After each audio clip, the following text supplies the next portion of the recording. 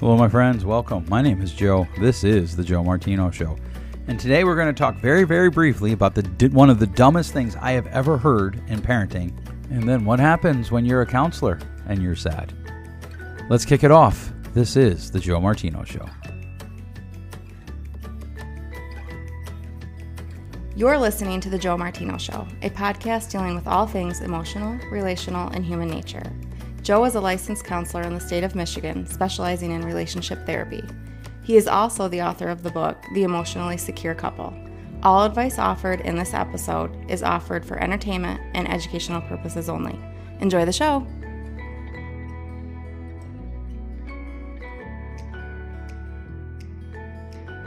All right. Hello. Welcome back after a few weeks off. I took a few weeks off, and I realized I didn't tell you. It's an interesting place to be. Sometimes doing the things that I do, being a podcaster. Sometimes I think my dad makes fun of that. He says, well, everybody has a podcast today. Usually in the context of telling me he's listening to another podcast while quoting something from my podcast, which always makes that somewhat interesting. But podcaster, business owner, counselor, dad, husband, and it has just been a run, and I needed some time, and time got away from me, and I wasn't getting the episodes recorded, and so I didn't. And I wanted to talk to you today about the dumbest thing I have ever heard in parenting. And I sometimes say, I think I've heard it all now, or I've heard the dumbest thing that I could ever hear. But then I feel like somebody, and sometimes those somebodies are in my field, they take that as a personal challenge to come up with something even dumber. And one of the dumbest things I've heard, and maybe you've heard of this, is this new parenting style where we don't say anything is a bad decision or a good decision, and we don't tell our kids what to do. We just tell them, well, that sounds like a blue decision or a blue thought or a blue action or a green or whatever color you assign to positive. I like blue, so I pick blue, but whatever. And then, well, that sounds like a red decision or a red thought or a red action if we disagree with it. That's the dumbest thing. It's literally, and I hear a lot of dumb things. I really do. That's the dumbest thing I've heard in a long time. Your kids need direction from you. Your kids need you to tell them, no, this is right, this is wrong. This idea that somehow kids are fully formed humans that understand consequences goes against science. They're not able to do second level thinking for years. For girls, it's around 12 that it kicks in. For boys, it could be even a little bit later. It's just silliness. Don't worry. If you're still listening, but you tune me out, we're not actually going to talk about this, but I am going to rant about it for probably 2 minutes or so, because it's just insanity to me what we are doing with kids in 2024. There's the famous clip where somebody from the Department of Education or Department of Child Services said in an interview in front of some New York lawmaking body that our job is to believe kids when they tell us who they are. That's stupid. When an 8-year-old tells you that they're not going to do homework because they don't want to, that's silly. But here's the thing. I get it, because the other side of that is I sit with people all the time who just go bonkers when their kids act like 8-year-olds and they blow it up and they create false consequences that are so severe they don't match the situation. And so there's a reaction to that. It's not excusing it. I'm not excusing it. In fact, I do. I think this whole that sounds like a green idea and that sounds like a red idea is dumb. But I also think that, going too far the other way where we just make draconian rules is also silly. And I know that has led to some confusion in the past. I've talked to people and they're like, hey, I do parenting like you do. And then when we talk, I'm like, no, you're not doing parenting like I'm doing. You're doing gentle parenting gone wrong. I don't even know if I would call what I do gentle parenting. Certainly some people would. But you are not doing parenting like I'm doing, especially if you're doing, that sounds like a green light. Oh my gosh. Okay. So we could talk about that. There's a lot of things we could talk about, as always. Part of it is just the energy, and that's what I'm going to talk about today. A couple weeks ago, I admitted that, hey, you know what? I have not been on my A game for a while. I've been a little down. And one of my clients walked in, and she was like, a couple weeks later, she listened to it. She was like, oh, I listened to your podcast today. It's nice to know you're a human. I got more emails about that, like, hey, it's nice to know you're human. So I'm going to tell you the story. I'm going to tell you about my life a little bit, and I'm going to tell you what's going on after I get some coffee. But don't worry, you won't notice the difference. Okay, so first, some background information. The way we run our lives is we run pretty hard. We typically keep the things that we do inside a circle that is set by us, and we go hard at them. So one of the things my wife says is cliche, but she says a lot, work hard, play hard. The things we do pretty hard. So we say no to a lot of things. In the spring, I started to notice that my shoulder hurt. My left shoulder hurt, and I couldn't get it to not hurt. So I had appointments for my knees. I got my shoulder looked at, got shots in the knees, all that. That helps. Get a shot in the shoulder, doesn't help at all. Do PT, doesn't help at all. Roll through the summer, it's fine. While that's going on, though, there's a lot of other things going on. I'm not going to get into them all on this because this is a public forum and some of them are very private, right? But there is extended family stress. There is work stress, business stress. The last 2 years, I had some former employees that made some mistakes that cost the company a lot of money. And that then put stress on us. And then a vendor that we had just totally stopped working. And it was a vendor that actually controlled how our billing went. And that involved, almost a year of trying to dig out of that to get it to work. And so there's a lot of stress there. And then good things, but things that you still grieve. My daughter gets engaged, right? My kids are getting older. All three of my girls are in college. My son's in middle school, which is all good things. But I love being a dad. And so that brings grief. That brings some level of sadness. And some people are like, I don't understand that. Okay, that's fine. I'm not asking you to. In fact, I'm still not even sure if I'm going to publish this because I'm not saying that you should. If you don't, that's fine. But there's a lot of things going on. So one of the ways that I get my mind right is I hunt from October 1st to roughly the end of December. In different years, it goes shorter, it goes longer. I hunt. I go out and I sit in the woods. I watch the sun come up. I watch the sun go down. I watch animals, and it's awesome. It's how I get my mind right and kind of get my deep breath to do the run that is the next year. In the middle of bow season, which is October 1st to November 14th, my wife and my son and I had to go on a trip to Florida for a different business thing. We get down there and we're talking, and my wife says, well, do you think you're depressed? And I said, well, I'm a clinician. I was like, well, no, I'm not depressed because I don't meet the clinical criteria for depression because it hasn't been long enough yet. But I am certainly the most sad that I have been, the most distressed that I have been in years. I definitely am feeling the distress, which leads to this question. What do you do when your therapist is sad? What do you do when you're the therapist and you're sad, right? That's really the question. And to my client statement, and even somebody else wrote in, they were like, man, it's just so good to hear that you're human. Bro, I'm human. I promise you, I am human. And just like everybody, I have good days, bad days. I have good weeks, bad weeks. I have good months, bad months. And there is just an overwhelming time. There are times where there is just an overwhelming sense of tiredness that settles on my body, just like on yours. And some of this is just physical stuff. I'm not able to get my shoulder right. Because my shoulder isn't right, I'm not able to pull my bow back.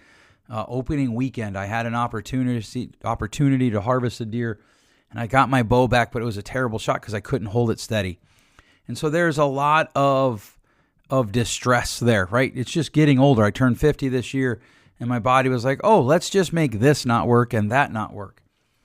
And then I worry about things just like you do. I have concerns about bills and can I pay these bills? Can I do that? Can I do this? And what happens is your brain just starts to rush, right? And I am not a person who typically stays awake in the middle of the night staring at the ceiling, but I wasn't able to sleep.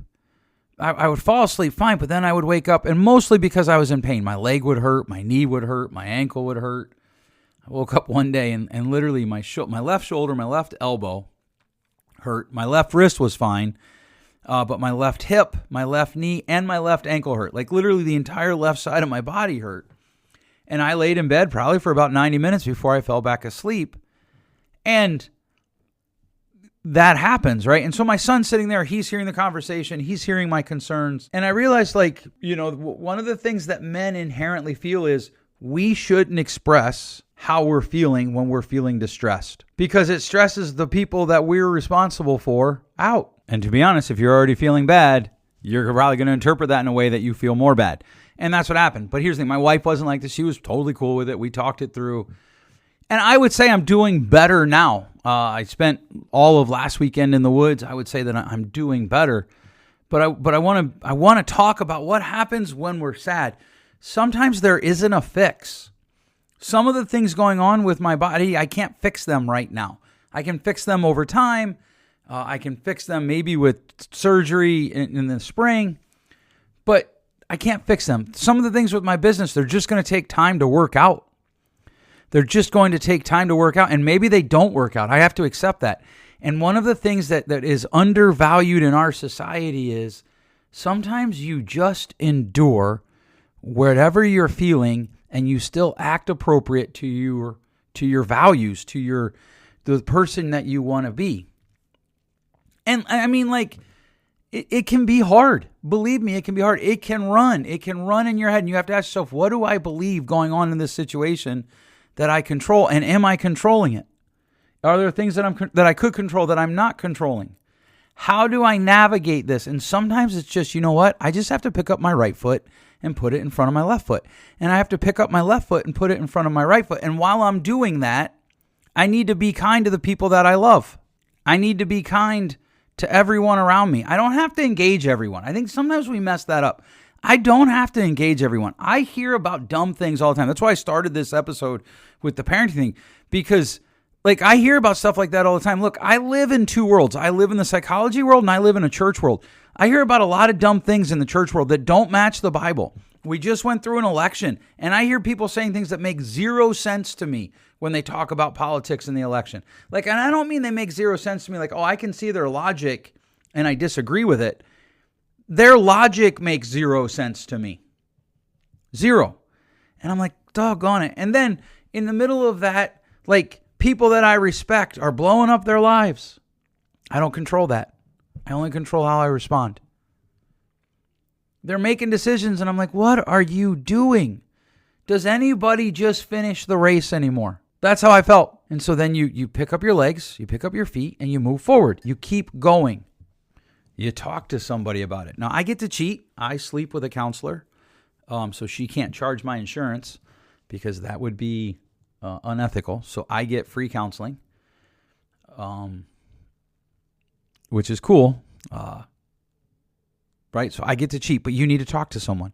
You can start with a friend. You don't have to start with a counselor. Start with your spouse. Start with someone you trust. But talk to someone. And if that doesn't work, look into talk therapy. Right? Because when you start to engage, here's a question I had to ask myself somewhere in the middle of all of this. Do I expect life to be hard? I preach that I do, but do I really expect life to be hard? And the truth is, yes, I do. Okay? Then keep going.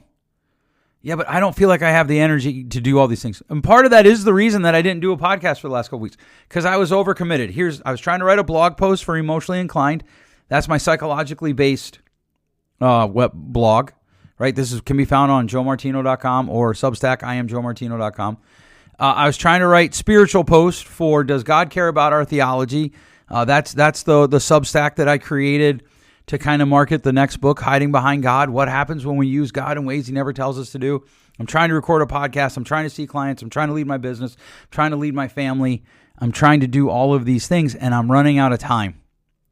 I'm not succeeding. And on top of that, I feel like I have less energy because of some of the physical things going on. With the weather, the way it changes, people love that the weather's nice, sort of.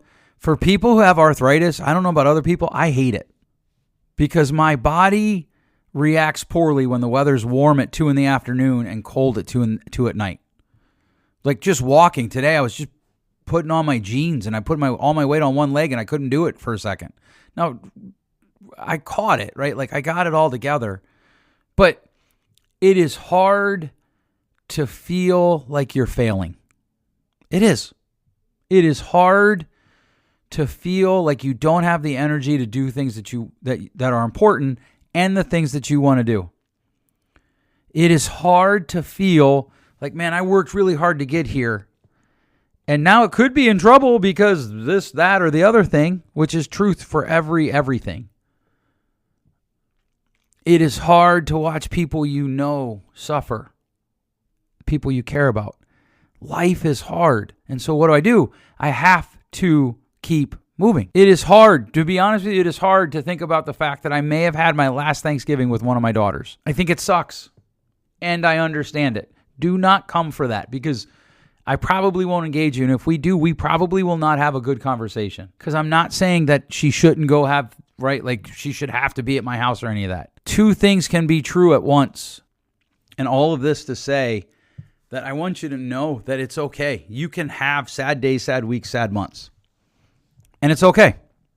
I've had them. I'm living them. You can have days or weeks where maybe the majority of the nights you get home from work, you're like, man, I'm just tired. I am tired of all this insanity.